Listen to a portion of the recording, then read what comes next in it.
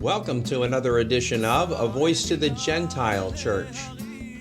I'm Jim Wingerter, and next to me is Pastor Roger Diaz, and next to him is Dolores Lowe. And I guess we have to recognize that the UN had nothing else to do, so they decided to slam Israel again. Yes. No change there, right? Things continue the way they are. So this week... So two-thirds of their sanctions are against Israel. Two-thirds of what they do all the time is just against Israel. Right. So this week they decided to disavow any ties that Israel may have to the Temple Mount and to only call the Temple Mount by the Muslim name Al-Haram al-Sharif. So now Jews have no connection to the Temple Mount simply because the UN voted for it. And it was a very lopsided vote. It was 129 to 11. Well, you won't get any of the Israelis to call it by an Arabic name, and you won't get us to either. But it's what's been happening continuously, right? It's this whole history doesn't matter. We're just going to rewrite it. You know, the reason we're getting rid of statues and the reason we're getting rid of all that stuff is because they want to wipe the evidence of history.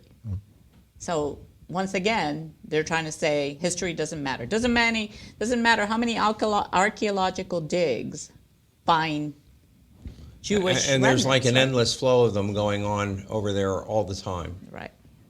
There are always new finds archaeologically that ties the people of Israel to the Temple Mount indelibly. You know, this comes as a result of the so-called Trump peace deal. Yeah. The Abrahamic Accords, which gave Muslims much more leverage on the Temple Mount, unfortunately. That Abrahamic Accord deal that Trump made with the Arabs was horrible. We've said it before. And unfortunately, we're seeing the benefits of it, or the fruit of it. This is what we're seeing right now. And you know, again, we've talked about that whole Trump peace deal with Israel. It was just nothing but disastrous. Yeah. So the United States was one of the nations that voted against it. But they didn't vote against it because it was bad or it was wrong. They voted against it because they wanted more inclusive language. Sounds like legalese to me. Yeah. Usually they just take a neutral position. Right. Yeah. So. Well, ultimately, we know from Zechariah chapter 12 and other places in the prophets, ultimately all the nations will turn against Israel, and they will do it to their detriment. Yeah. But that's the story, and we're seeing it. Right. I mean, to fail to recognize that the Temple Mount has everything to do with Israel, to deny the archaeological, the historical, I mean, the historiography is so clear. No one treating history with any respect will conclude that Israel has nothing to do with the Temple Mount. So, you know, the vote was, if you look at the vote, only as major countries, only Canada and the U.S. voted against it, and I already told you why the U.S. voted against it. Other than that, every other country was small. The Czech Republic, Hungary, Guatemala, the Marshall Islands, thank God, because they have consistently been pro-Israel. Micronesia, also another historically pro-Israel nation. Palau, and that's it. The rest of the world voted for it. Wow. So it's very sad. Very, very sad. But because denying historical fact concerning Israel means denying historical fact concerning themselves. Right. And everything. It's foolishness. Well, we've talked about this. We've given, I think, a whole program to this subject, maybe 2 programs. This is about anti-Israelism, which is sort of an offshoot of anti-Semitism, anti-Zionism. Right. You know, Zionism is, you can see Zionism in 2 primary lights. You have secular Zionism, political Zionism, you have biblical Zionism. So we will consider ourselves to be biblical Zionists, even though we're not Jews, but Christians have every right to consider themselves Zionists because we adhere to the Tanakh, to the Old Testament, and being a Zionist also relates to the New Testament. That's where we will go once we're transformed, right? That's the Christian perspective.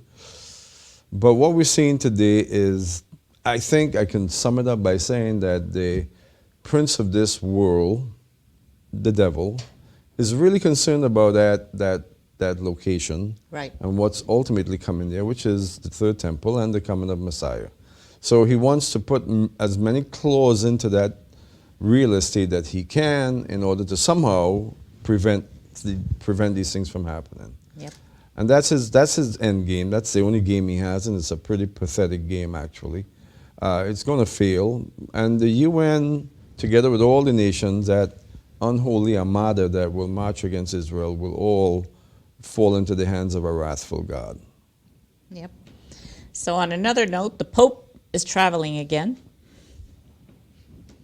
And Nothing he does surprises me. I know. Well, you know, he's been on this campaign now since he became Pope. Well, the campaign to be the false prophet, right? Well, yeah, projecting that. But, you know, his message and mission has been consistent. You can give him that. He's been consistent. Yes. You know, everywhere he goes, he promotes the idea of a one world government, the need for it. Right. There's just a clamoring need for a one world government and a one world religion. And you got to break down national borders. That's Right. been his, I mean, that's what he, Yep. you know, he gave this soliloquy when he came here to the UN and to the House of Representatives. And that was his message. And he's still doing that. He went to Greece and he rebuked half of Europe for being nationalistic. Right. It's amazing. Yeah, supposedly the Europeans are terrible for not accepting Oh. more and more migrants, despite the fact that Europe is turning into, Eurabia. yes, exactly. So he criticized the era of walls and barbed wire for migrants. Because, you know, Poland is fighting a big fight to try to keep the migrants out, right? And those who are against Poland are trying to get them in. So, I mean, this Pope has embraced everything, right? Mm-hmm. You know, at the last show, we discussed how the World Catholic Forum has embraced homosexuality, transgenderism, all of that, right? And, you know, there's many photos of the World Catholic Forum when they meet once a Abortion. year. Abortion. There were all of that. protesters in Greece saying abortion is murder, and they were directing it directly at the Pope. Yep. This is an amazing time. Yes. Right, because up until him, the Catholic Church has taken a posture against abortion. Right. So I guess Benedict either didn't embrace this vision or he wasn't very effective at communicating. Well, the it. difference between Benedict and Francis is the orders. Benedict, I think, is Franciscan. Right. Francis is a Jesuit. Jesuit. Yeah. You know, Dominican Jesuit. In order for the Jesuits to carry out their plan, they had to have a Jesuit as a pope. He is the first Jesuit pope. And so the Jesuit order has been involved in manipulating mankind, humanity, since their inception in 1535 by Ignatius de la Royale. They've been working very diligently to bring about this end, which is what we're seeing today. Yeah. So on Amazing, absolutely flabbergasting. Yep. So on the one hand, we have, you know, Christianity basically facing terrible issues because you have things like the Pope and you have the church half asleep. On the other hand, we have the California School District who is teaching children to apply witchcraft to people who believe that all lives matter. So it's bad if you believe that every life matters. So let's put a hex on you. And literally, they are teaching children hexes to put on those people. Amazing. Christianity is in such a decline. This week, one of the Finnish council members, they're sort of like our congressman, got put on trial for her Christian beliefs. And basically, she just wouldn't go along with the homosexual and transgender agenda. So they put her on trial for her Christian beliefs, and the trial's going on. So, Which, of course, the Pope has been championing that whole. There's a whole basket of things that the New World Order, the Pope, is projecting, and he is their number one spokesman right now. And they have a deadline. Right. You know, they have a deadline. When I say they, I mean the globalists. They have a deadline, and the deadline has to be met next year in regards to a world religion. They're hoping to really promote their world religion So next year. they're certainly ramping up, right? Now we have Finland trying to make Christianity illegal. We have a plumber in the United Kingdom who Aren't most of the Finns Christians? Yes. We have a plumber in the UK who was fired from his job for his Christian beliefs, including homosexuality, his views on Islam, Yeah, so that kind of stuff. it's not being a Christian that's the issue, it's being biblical. Exactly. And yes. fearing God. Yes, absolutely. And then here in the U.S., as we all know, Roe versus Wade is actually being reviewed right now, right? Right. Through the Texas issue. Right. And now they're claiming that those who are pro-life, which are primarily Christians, are really white supremacists who hate women. Well, there's a different type of Christianity that's being promoted in the world, one that's going to be easily accepted. It's you know, my son, my oldest son, went out to visit a church last Sunday, and it was a Unitarian church. Oh. Now, any of us could have told him not to go there. He didn't understand who the Unitarians were. Right, he does now. Oh, it sounds all nice and So- warm and fuzzy, right? So from what he told me, and he was hysterical about it, laughing. From what he told me, what he experienced there is basic Hindu mysticism, amalgamated, mixed in with some tenets of Christianity. And that type of Christianity, that's love, that's unity, that's Right. oneness. Can Right. we all just get along? So the world is headed into that incredibly dreadful place. You know, when we started this podcast, we used to meet right here in this room, and we're just talking to the microphones about many, many things. And this is 12 years ago, or 11 years ago. One of the things that we talked about 11 years ago is that there's coming a time when these sorts of things will happen. And we know right now they seem like they're in the distant future, but these things can actually happen.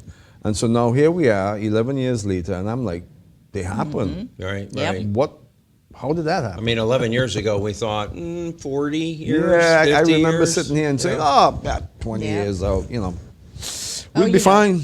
You're Here no we long- are. You're no longer a conspiracy theorist. Just wait 6 Yeah. months and you'll be proven true. So, So you wonder what it would be like 5 years from now. Well, I think we have an idea because they're pushing their 2030 agenda, Yeah. and they have a tall agenda for 2030. The globalists. Not good. Like you said, the news isn't very... no, sorry, couldn't find you anything fun today. Nothing favorable. Well, let's focus on back to the first topic here. Israel. They Yes. continue to discover all sorts of incredible artifacts, validating and validating without any question their history in the land of Israel, and that's amazing. I mean, time after time over even the last year, they found so much more evidence to validate what that Israel is indelibly connected to the land of Israel and to the Temple Mount.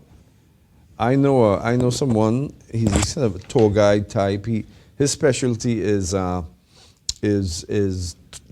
tombs and so on in the Golan and the Galilee. Okay. And they're constantly finding just a preponderance of evidence of Jewish involvement in the Galilee and verifying the stories of the Bible, even Christian and Jewish cooperation in the Golan and so on, tremendous finds, all validating the stories of the first 2.5 centuries following the destruction of the temple in Jerusalem. So if even that is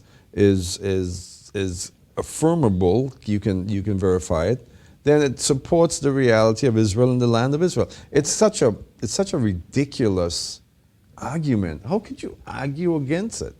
Josephus. I mean, you want to just go back in time and completely deduct Josephus. He never existed. He never spoke concerning history. Yet he is well accepted as the premier historiographer of the Roman times. Yet all that he had to say about Israel and Jerusalem seems to be of no value. It's just, again, I'm flabbergasted that this continues to go on. It's just an amazing thing. It's all for their agenda, and you would turn your back on verifiable history to support your wicked agenda. Well, remember, Islam has historically, in any country that they've gone into, first thing they start doing is destroying historical artifacts. And right? this is all about that big push towards Islam. You know, we've said it before, the world order, the globalist, is using Islam to accomplish its goal, and that's a very sad testimony, because Islam is allowing it to happen. Very sad. Well, I don't know that they... We've turned back to the negative again.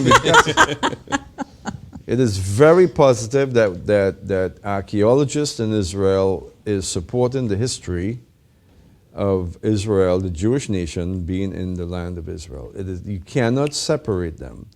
I mean, how could you? There we go again. It is absolutely wonderful that this continues to be verified in the land of Israel. And we hope and pray that Christians in this country, around the world, will continue to open their eyes to the reality of Israel and who they are in a biblical sense.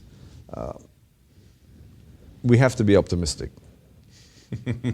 The king's coming. That's Yeah. what we're We know the optimistic end. about. That's Yeah. We have to be optimistic. I don't see much movement in Christianity that will get us to that place where a good portion of Christianity will stand with Israel and support Israel without an agenda to convert them, to transform them.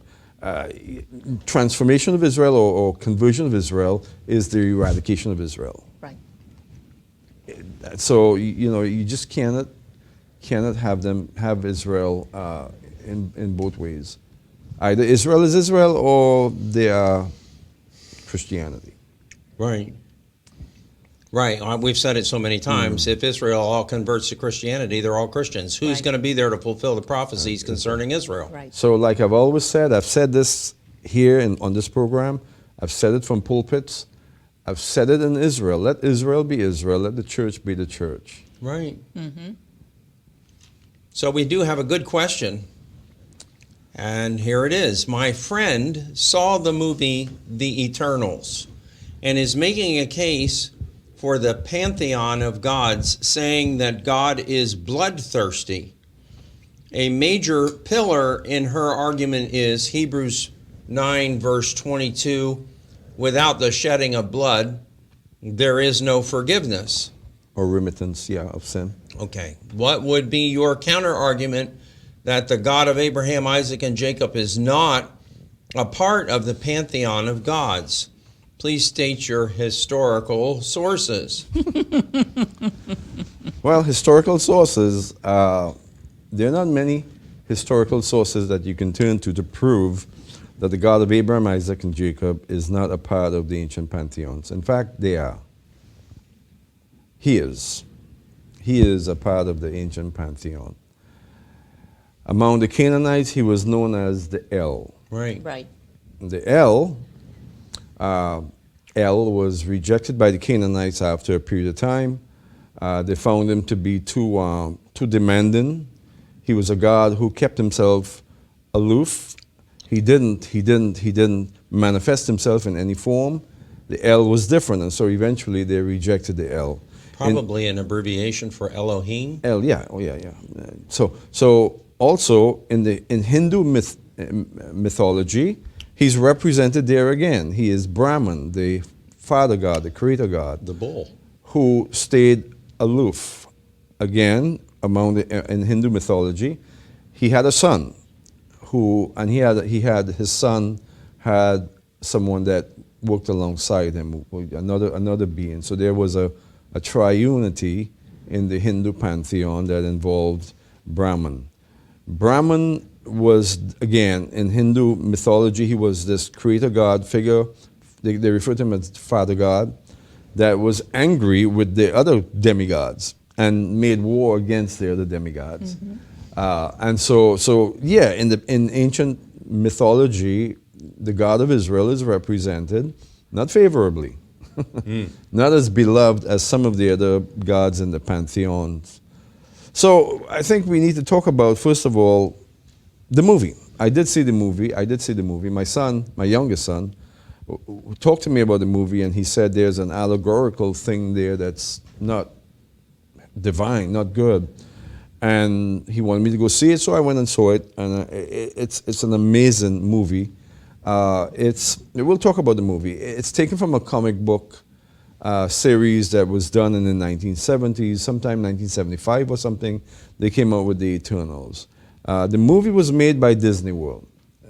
Disney bought out Marvel, and Marvel belongs to Disney, and so the movie is, in fact, a Disney production. So right there, you know what's coming, right? Right. With Disney World, what can you expect? Witchcraft. I think with this movie, Disney has taken things up a quantum leap because of what we're about to talk about.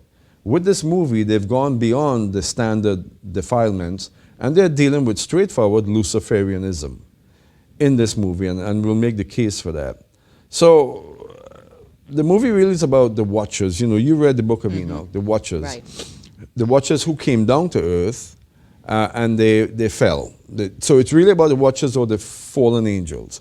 These characters in the movie are all Watchers assigned here to watch over humanity, but they are the fallen ones.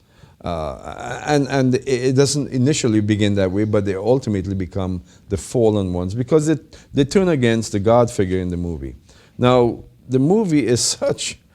I got the sense when I saw the movie that a bunch of college kids or college grads sat around in a boardroom somewhere, smoked a lot of dope and drank a lot of wine, and came up with the script. It's just a silly amalgamation of mythologies. It wouldn't be the first time. Teenage Mutant Ninja Turtles, right? That's the sense I got when I saw the movie. They grabbed a little mythology here. They took mythology from Greek mythology. They took aspects of Babylonian mythology. They talked about Gilgamesh. They plugged them into the whole thing. Gilgamesh is Nimrod, who became a god figure. He was Baal, and so on. They incorporated some Hindu mythology. They sprinkled it with some Mesoamerican mythology, and then the Bible. The Bible was also thrown in there, and so they put together this pie, this amalgamation of just mythology that really points to ancient paganism, and put out this movie. They had an agenda with the movie, and the whole agenda with the movie was to present God as wicked and despotic. Oh. And they did a really good job at doing so. So let's talk about that aspect of it. So I don't know if you didn't hear anything about the movie. I have not.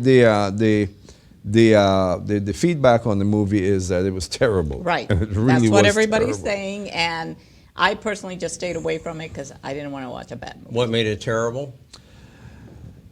That it was It pushing wasn't an well. agenda? But you expect that from Disney World. You expect that from these people. But it wasn't well produced. The acting wasn't that up to snuff. I mean, it just wasn't well done. Okay. Had a large budget, but I think it was just ineptly done. It was terrible. Angelina Jolie was the Hindu goddess figure of Kali.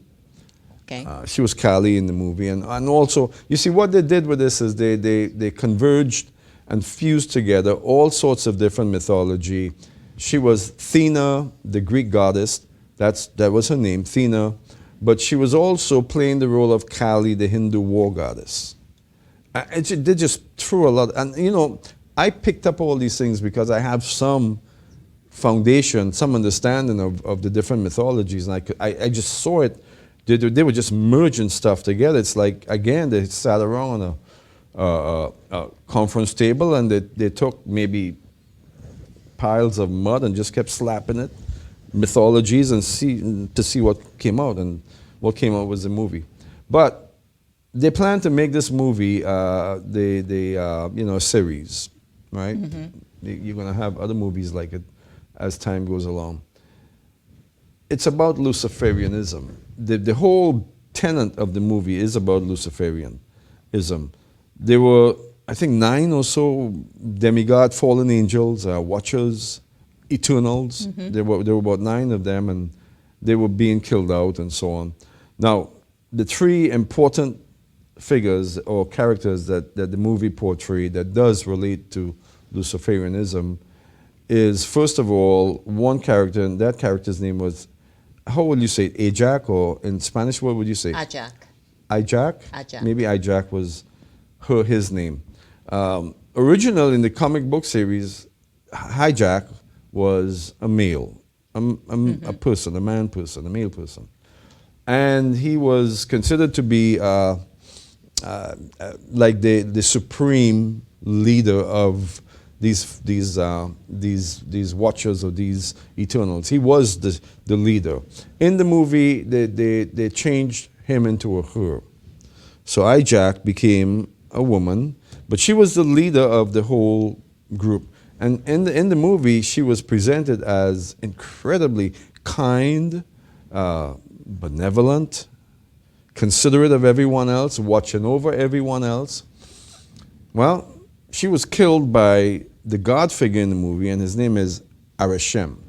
Arishem in the movie is a colossal being, a planet-sized being who presented himself to be ultimately caring over all creation, but he turned out to be this incredibly despotic, evil being who effectively was farming humanity for the purpose of extending his existence or the existence of the Arishem. So this is the God figure of the Bible. And then you had the other character we want to talk about is Icarus. Icarus, he is the Jesus figure in the movie. He is the Redeemer figure in the movie. Icarus was very close to Arishem in the movie, very close to him, and loyal, very loyal to Arishem. Because there was a rebellion against Arishem in the movie. Everyone found out, all of the Eternals found out that he was actually evil and despotic and wicked. And so they began to turn away from Arishem. The only one who stayed faithful to Arishem was Icarus. Ultimately, Arishem came to harvest humanity, and he basically began to evolve from the planet Earth, and this Earth-sized being began to form, and he was going to destroy all of humanity. And Icarus intervened so that he wouldn't. And that's effectively how the movie ended. Icarus saved humanity and died in the process. So he gave his life in order to save humanity. So Icarus is this Jesus figure, but Arishem is God as it relates to the analogous story, and God is wicked as wicked can be. So, Disney seems to be following a trend, right? Because if you look at Guardians of the Galaxy 2, the father is a God figure, and he's as evil can be. And even in the last Thor, selfish and not considerate of his own son, And then even in the last Thor movie, they didn't make Odin evil, but they made him impotent, right? He's supposed to be this super God figure, but he's totally weak. Well, I think more clearly with the Guardians of the Galaxy, what was his name, the actor?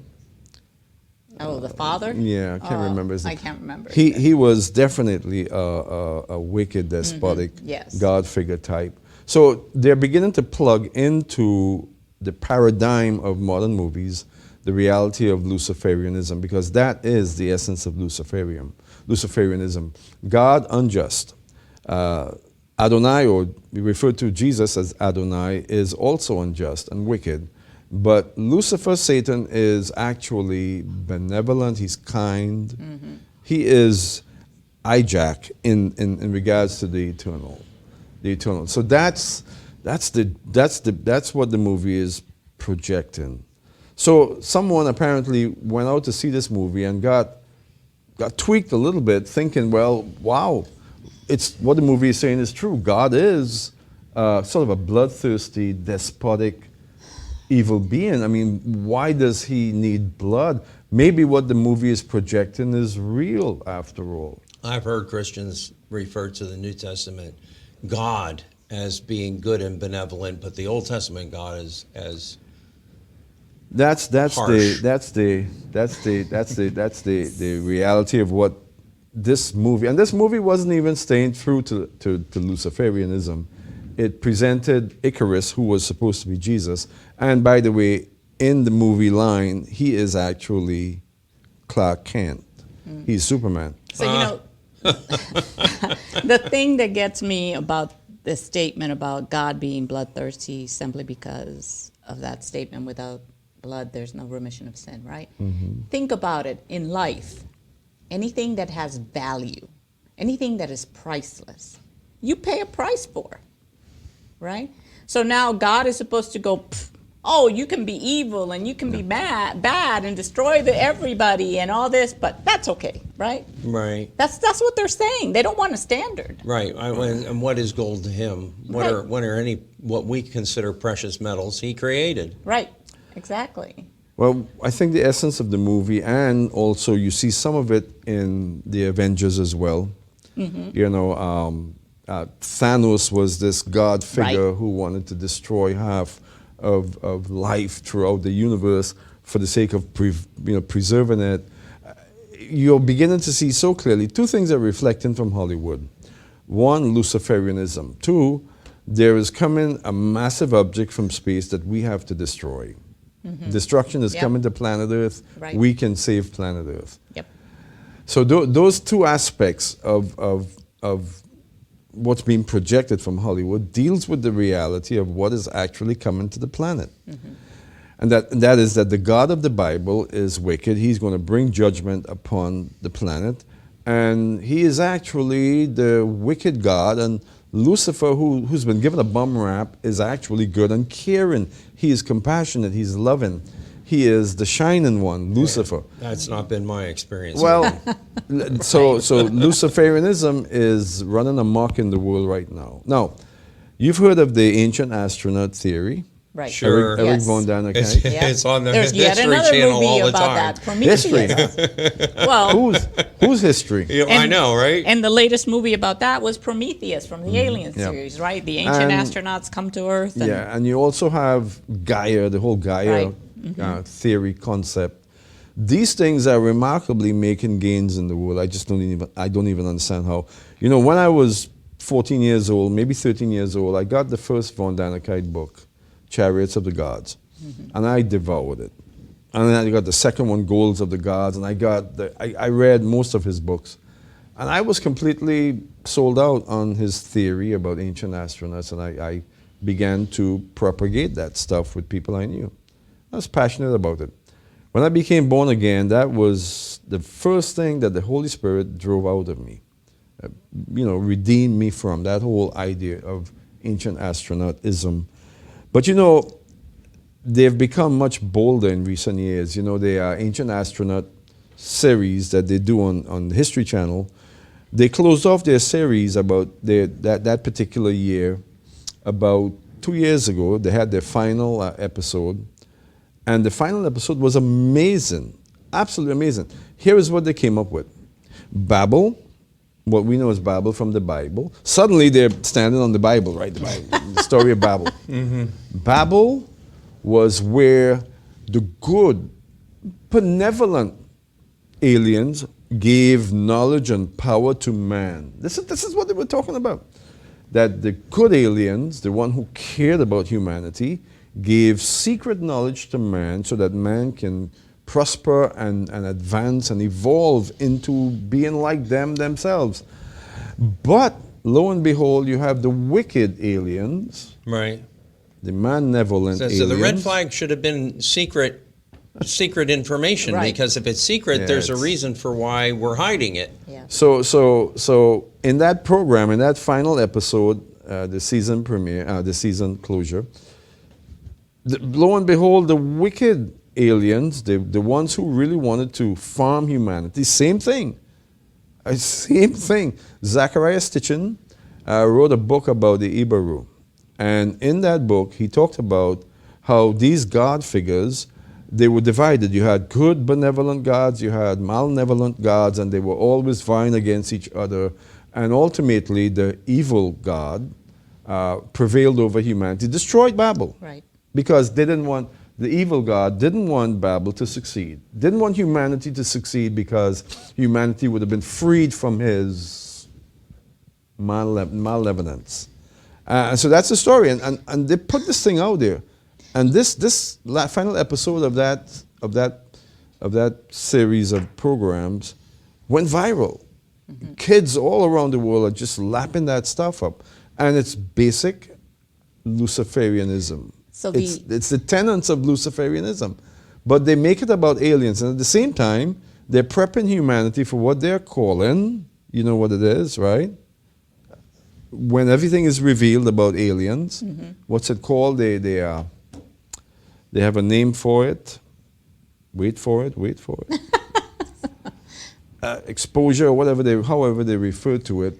When all of a sudden the governments of the world are all going to come clean and say, yeah, we've been interacting with aliens. Right. Yep. For disclosure is what they refer to, disclosure. So everyone's waiting for disclosure, and it's all about these aliens finally revealing who they are, that, hey, we fought for you at Babel. You know, wicked aliens, they wanted to suppress you and hold you down, but we fought for you. We are here for you, you know, we feel your pain kind of thing. And that's what disclosure is all about, and disclosure is coming. Yep. You know, the thing that gets me is the cunning of the enemy, right? Because if you look at the book of Revelation and you go event by event, there is some crazy thing in our society that matches those events, right? Like climate change. It's really about everything that's going to happen. Right. Some meteor hitting us. It's really about... It's in the Bible, right? Yes, it is going to hit us. Yes. The 7 trumpets. Yes. But, you know, NASA sent an experimental probe up there to try and detract or you know, I guess detract is a good enough word, an asteroid, and they're experimenting because there's an asteroid that's headed our way in 2024 and again in 2029. And so they're experimenting with the prospect of deterring these asteroids. But Revelation chapter 8, it's clear, a massive object strikes the planet. It breaks up into primarily two fragments, and it pebbles the planet. If you look at Revelation chapter 8 from the perspective that we have, it's pretty clear when you look at it. So they're planning, you know, the devil is shrewd, and he is very much engaged in manipulating humanity. So here's humanity preparing to somehow defend itself from what the Bible denotes as being judgment. And when it comes, they're going to point a finger at the God of heaven. It says it in Revelation chapter 9 that they would refuse to repent of their sorceries, their immoralities, their thefts, and their murders. They would refuse to do it, even though they would know that the judgment is actually coming from God. So now, if anybody's willing to study, they'll find all the holes that are in this. But they don't want to study because they like their fantasy.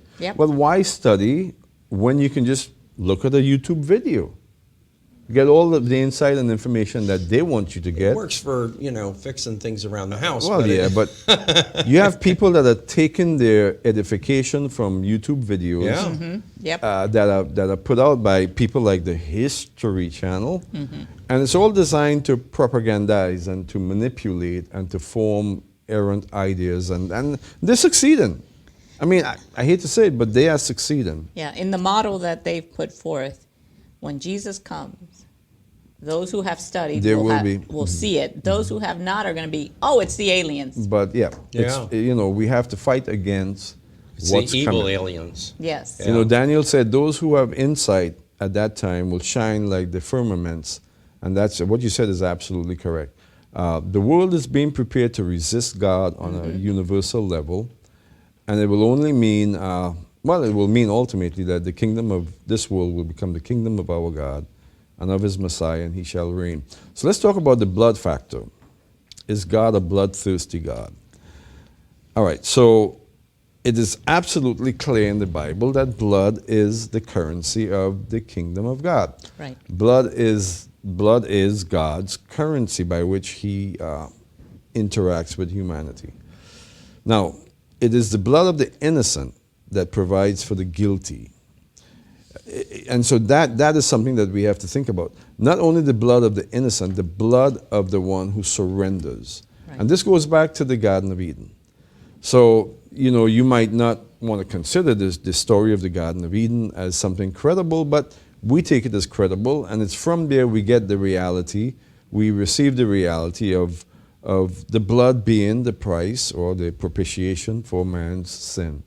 And it goes back to what God did with Adam and Eve. He covered them with the skin of an animal. God provided that initial offering. And the word sacrifice that we have in English, in Hebrew, it's completely different. It is korban. And the sacrifices that we see in in Leviticus chapter 1 to 5, the korbanot. Each one of the korban, or the offerings, points back to that lamb that was offered up from the very beginning, which was symbolic of Jesus himself, who will willingly, innocently, but willingly lay down his life to provide the propitiation for all sin. Jesus himself did that willingly. He is the Son of God. He is divine himself. He is God in flesh, as we say. And he chose to lay his life down, and he did that by his own faith. Right. And that's the key to all of this.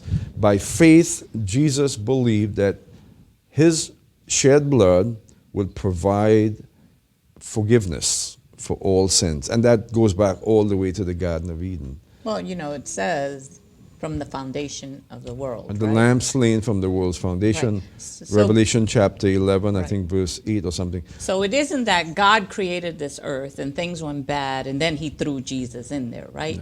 No. The decision was made before the world was created. So Right. in the movie I The think. Eternals, The Eternals, it's portrayed that Icarus unwillingly gave his life. He didn't want to, but he felt like it was something that he had to do to save humanity, and he gave his life to appease Arishem. Okay, that's not how it happened. Right. Not from a biblical mindset. Well, not from the story portrayed in the book of Genesis anyway. Genesis chapter 3. In Genesis chapter 3, God walked in the garden. Adam sinned. Adam could have resisted the temptation to sin, but he sinned. And as a result of that sin, blood had to be, currency had to be spent in order for forgiveness. God knew that one sin would evolve or grow into horrible sin.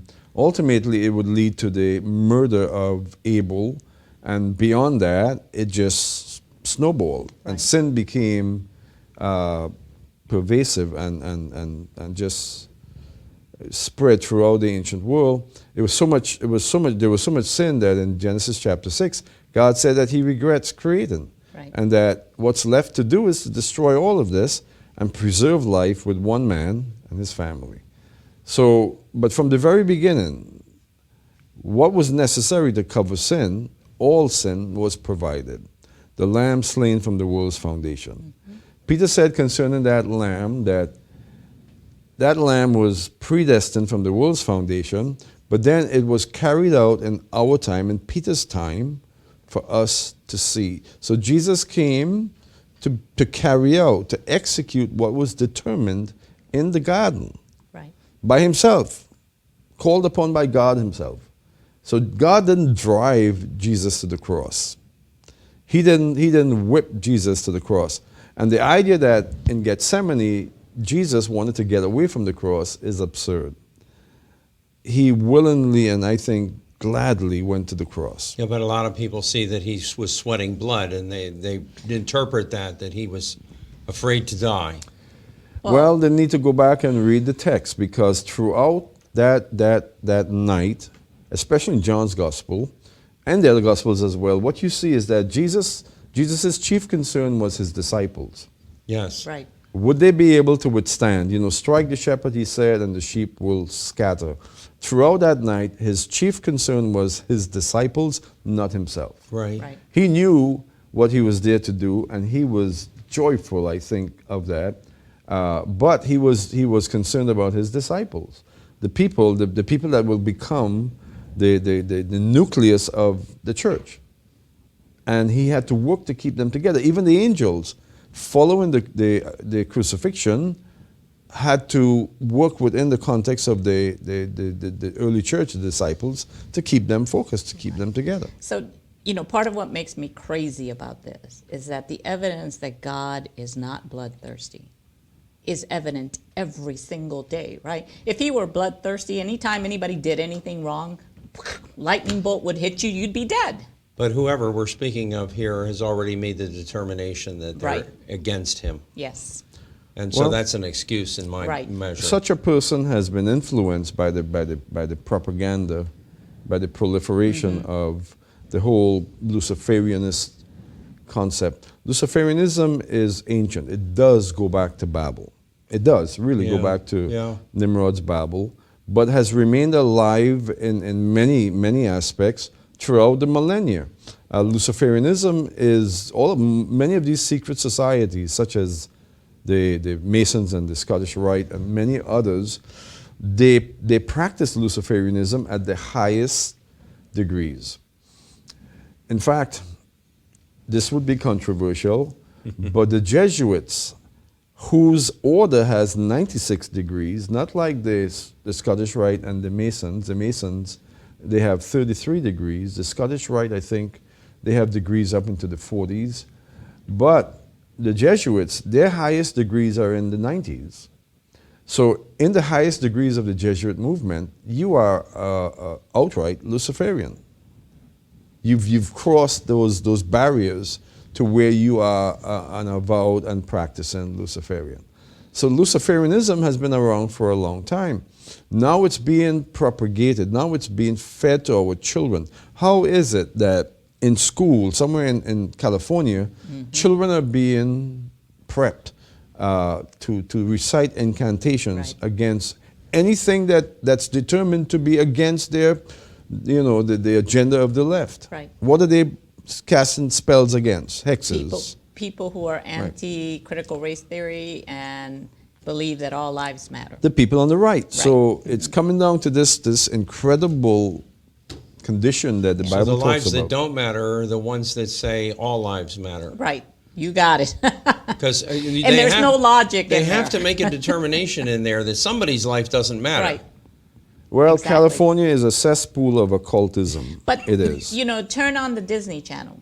Watch any one of those shows that are on for children now, and 90% of them deal with witchcraft. Yeah. That's been the case for a long time. Remember Bewitched? Yes. All right. Bewitched was, funny, good-looking, charming.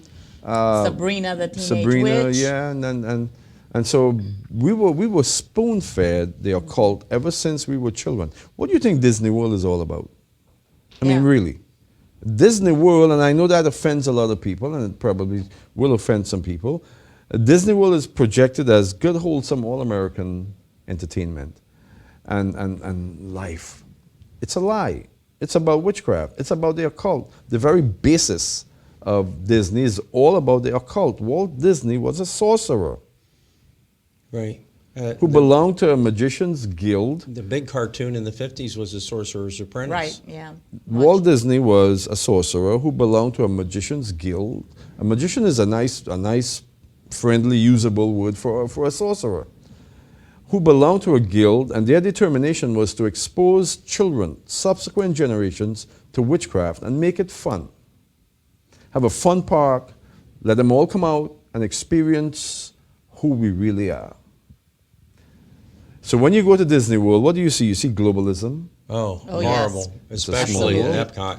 Yep. You see sorcery, you see witchcraft, you see a lot more than that, right? The agenda has grown naturally. The most poisonous mushroom will proliferate and grow. So Disney World is growing. They're into your movies. They're teaching your children about Luciferianism And and all sorts of universality. abominations. Right. Yeah. So we've been spoon-fed for decades upon decades. And now the chickens have come home to roost. We're seeing it. We're seeing a landslide of abominations in the world. And the solution is the blood of the Lamb. The blood of the Lamb is the fix-it for all of this. And by the blood of the Lamb, all of this is going to be redeemed. When Jesus went to the cross, he provided that every sin would be covered. We understand that. Right. Every sin would be Right. covered. From Adam to Gog. You know what I mean by Adam to Gog? Gog is the last man that will live at the end of the millennial kingdom, perhaps. So from Adam to Gog, every sin, every transgression against God is covered by Jesus. But his walk of the Via Dolorosa, his ascent to Calvary, also provided that he would come as the Lion of the tribe of Judah and capture this fallen, wicked world and render it over to God. He went to the cross by his own faith in order to provide redemption for all of creation. And redemption is not just limited to me and you being covered by the blood. Redemption also spans out to redemption of everything. Right. So the blood that Jesus provided is powerful for the purpose of redemption. Israel, the nation of Israel, is ultimately going to be fully redeemed by the blood of the Lamb. That's not a hateful, bloodthirsty God who Right. loves us so much that he provides a way by which we can be redeemed. Right. Right. No one was forced to go to the cross. Right. No one was whipped by God to get to the cross. Who Right. whipped him to the cross? People. Man. And the same ones who are complaining about the blood right now are the same ones who would whip another Messiah figure to the cross yet again. And the thing is throughout all of history, at every point, that if God were truly bloodthirsty, he would have just gotten rid of Adam and Eve, right? Why Right. deal with all this, Right. right? When Noah happened, he Or would have just gotten rid of everybody, flood right? just end it all. Yeah, when Israel started with their idolatry, he would have just wiped out everybody. The most pointed and powerful story of God not being a bloodthirsty God is the story of Abraham and Isaac and what God Yes. asked Abraham to do. Yes. God tested Abraham. We know the story. Take your son, your only beloved son, whom you love, and take him to the mountain I will show you, and offer him there a sacrifice for me. This was to prove Abraham's love for God, but it was also to illustrate what God himself will do. He would not let Abraham do. He stopped Abraham from carrying that out, and to make the statement that he himself will do it. What did he say about the lamb? What did Abraham say to Isaac? God will God will provide provide. for himself the lamb. God himself is another way you can say it. God himself will provide the lamb. Right. Right. Which he did. Yes. So what he would not allow his friend Abraham, a man, to do, he himself did. Right. And purposely, it was a ram in the thicket and not a lamb. All right. Well, Yeah. so, Jesus on the cross in ancient Aramaic said, Eloi, Eloi, lama sabachthani. My God, why have you forsaken me? And everyone think, okay, well, that's proof positive that he was giving his life to a malevolent God. God was a despot, drove him to the cross. Well, no. When he said that, he was saying, God, why am I still alive? Why am I still here? He wanted to give up the ghost and to accomplish what he came for. He So- was eager to die. I have to say that way. He was wanting badly to expire before man and before God and accomplish his goal, his mission. And as soon as he said it, Eloi, Eloi, lama sabachthani, he gave up the ghost. Yeah. So another logical fallacy in this whole statement is this belief that God is bloodthirsty and like we're these innocent little lambs that don't do anything wrong. Right. We're so good and God just hates us. They fail to see what's going on in the world, So right? we complain about God and his currency while we slaughter our children. Exactly. But this works with the Catholic mentality that the Father is angry with us, and Jesus isn't very happy either, and Mary has to intercede on our behalf because they're angry. Yeah, yeah, and that's very much an occultic position. Yeah. Very much an occultic position. Right. So the whole issue with the movie really deals with the reality that the devil is at large in this world. John said that the whole world lies under the power of the evil one. Revelation chapter 12, woe unto the earth, for the devil has come down to you, knowing that he has but a short time. How did he come down? Why did he come down? He was thrown down. He was defeated. And he was subjugated to earth in that sense. And with wrath, knowing that he only had a short time.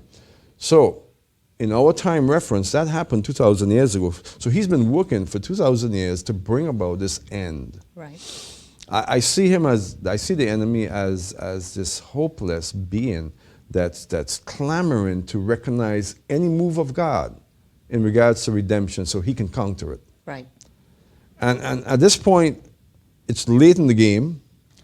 His end game is upon him, and he knows that the time is short, really short. He's desperate. And so he's pushing as hard as he could.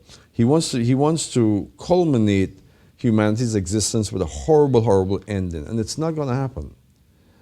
It's not going to happen. He's not going to succeed. Now, there is a horrible ending that will come for this age. This age will end with horrible judgment. We talked about that a little bit with the trumpets. That will happen.